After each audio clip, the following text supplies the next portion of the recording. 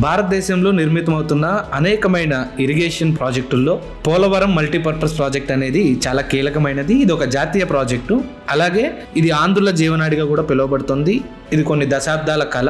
తాగు, సాగు, అలాగే పవర్ జనరేషన్ కూడా ఈ ప్రాజెక్టు వల్ల మల్టీపర్పస్ ఉపయోగాలు అనేవి ఉన్నాయి. దీని నిర్మాణం అనేది కూడా ఇంజనీరింగ్ ఒక అద్భుతం అనే మనం చెప్పాలి.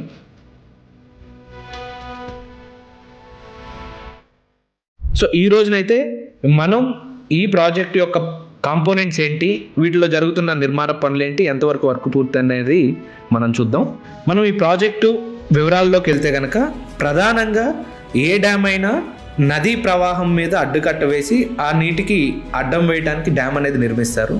కానీ పోలవరం ప్రాజెక్టులో ప్రధానంగా దీని యొక్క ప్రత్యేకత ఏంటి అంటే నదికి రైట్ సైడ్న స్పిల్వే అనేది నిర్మించడం జరిగింది. అది ఎందుకు అంటే గోదావరి నది ప్రవాహంలో కింద ఏదైతే ఇసుక తిమ్మెలు ఉంటాయి, ఆ ఇసుక తిమ్మెల్లో కాంక్రీట్ నిర్మాణం చేయడం అనేది చాలా క్లిష్టమైనది. సో గోదావరి ప్రవాహం యొక్క తాకిని తట్టుకోవటానికి రైట్ సైడ్లో 2 కొండల మధ్య ఈ స్పిల్వే అనేది నిర్మించడం జరిగింది. ఇది ప్రపంచంలోనే అతిపెద్ద ఫ్లడ్ డిశ్చార్జ్ కెపాసిటీ కలిగినటువంటి స్పిల్వే. అయితే ఈ స్పిల్వేలోకి గోదావరి నదిని సుమారుగా 2100 మీటర్లు డైవర్షన్ అయితే చేయటం జరిగింది. ఈ స్పిల్వేలో నుంచి ఒరిజినల్ నది గోదావరి ప్రవాహం నుంచి స్పిల్వేలోకి రావడానికి నదిని అయితే మళ్లించడం జరిగింది. ఇది 1118 మీటర్ల కాంక్రీట్ స్ట్రక్చరు. దీంట్లో 48 హైడ్రాలిక్ రేడియల్ గేట్స్ అనేది అమర్చడం జరిగింది. అండ్ ఇది ప్రపంచంలోనే అతిపెద్ద ఫ్లడ్ డిశ్చార్జ్ స్పిల్వే. అధికంగా 50 లక్షల క్యూసెక్లు ఫ్లడ్ డిశ్చార్జ్ చేసే కెపాసిటీ ఈ స్పిల్వేకే ఉంది. ఈ వర్క్ అయితే పూర్తయింది. కంప్లీట్గా ఈ స్ట్రక్చర్ అనేది నిర్మించడం జరిగింది.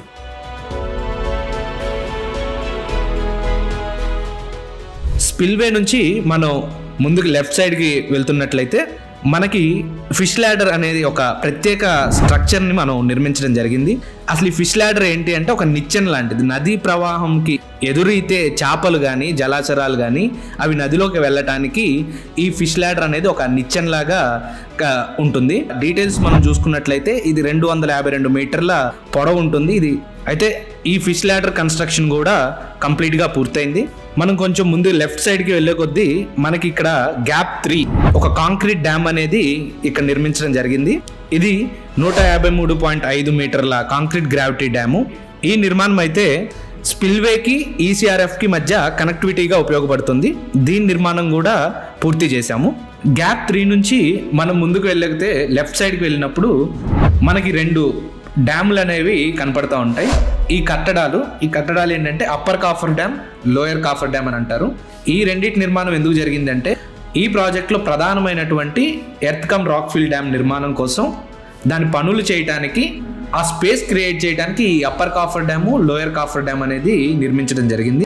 ప్రధానంగా మనం అప్పర్ కాఫర్ డ్యామ్ గురించి ఇప్పుడు చూసుకున్నట్లయితే ఇది 2480 మీటర్ల పొడవులో ఈ డ్యామ్ అనేది నిర్మించడం జరిగింది. ఇది 42.5 మీటర్ల ఎత్తు కలిగి ఉంది. లోయర్ కాఫర్ డ్యామ్ చూసుకున్నట్లయితే ఇది 1600 మీటర్ల పొడవు కలిగినటువంటి స్ట్రక్చరు, 30.5 మీటర్ల ఎత్తులో దీన్ని నిర్మించడం అనేది జరిగింది.